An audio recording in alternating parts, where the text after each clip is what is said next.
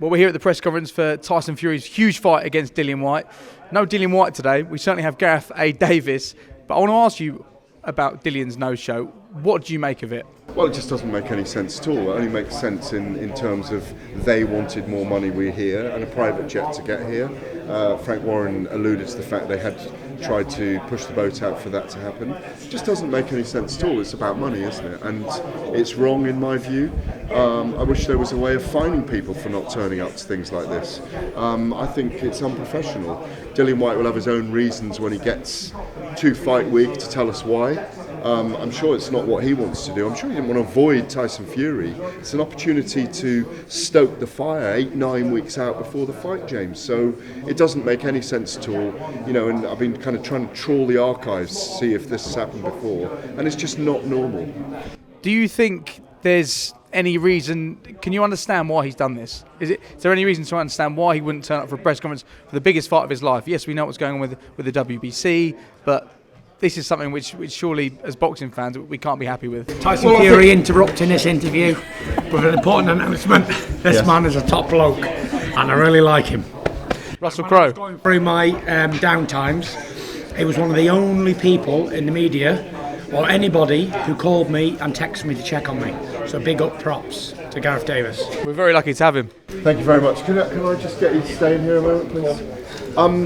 I was just asked a question, and I think I was going to say I was just about to give your answer to it, which was, why is there any reason why Dillian didn't turn up? So I think you gave the best answer. Is he's actually missed an opportunity of legacy here for himself, and I think that's his kids will ask him, "Where were you, Dad?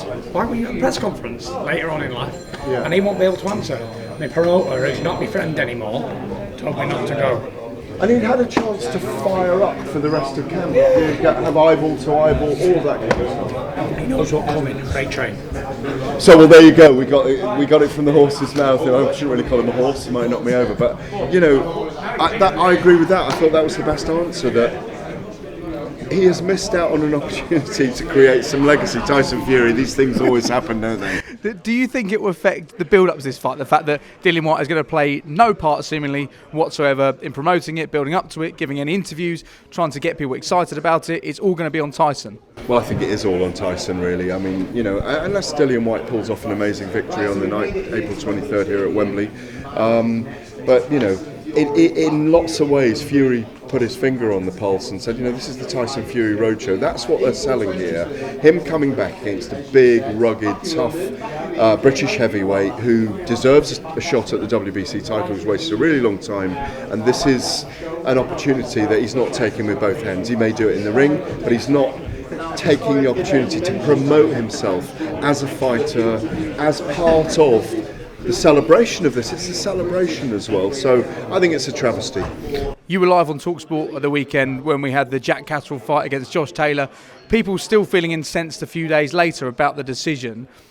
What do you make of it, and what can we do to try and change this? Because I think it's left a bad taste in their mouth for all the fans that were there and everybody who was watching on TV. In a very close, scrappy fight, you always get weird decisions.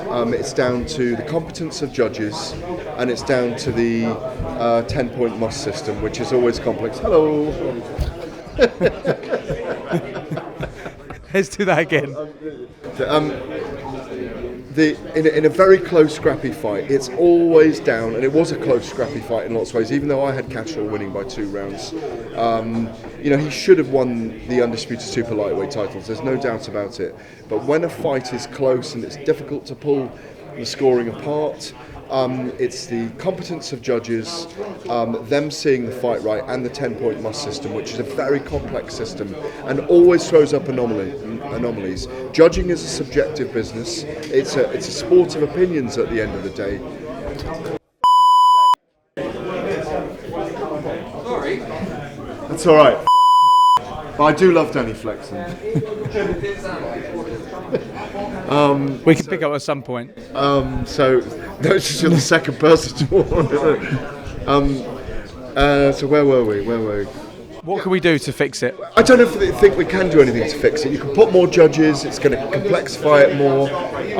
It's all down to the competence of judges. And I think people need to be pulled up and possibly suspended when they do not judge correctly. And I think in this case, I think you shouldn't just be allowed to have a bad night judging and then just be judging the next week. It just doesn't work. You saw it with Adelaide Bird when she scored 118, 110 to Canelo Alvarez in that first fight with Gennady Golovkin. So wrong, 10 rounds to 2, she was way off the pace because Golovkin won that by 8 rounds to 4 or 7 rounds to 5 clearly, and she was suspended. I think judges need to be suspended, and they need to know that they have to perform in order to be there making those decisions. Because at the end of the day, there's no way for Jack Catterall to make an appeal either to Court of Arbitration Sport, because it can't be overturned. The WBO have been informed about it. There were 3 other belts there on the line. It's an anomaly in the system that you cannot reverse a decision in that way, because all it is judging. It's not, no one's cheated, there isn't any corruption there, I don't believe there is. But what they need to do is find a way of being able to overturn a decision, because Jack Catterall should be celebrating the new sponsors, £1 million fights, and should have secured his dream and his legacy, and now he's picking up the pieces of his shattered dreams.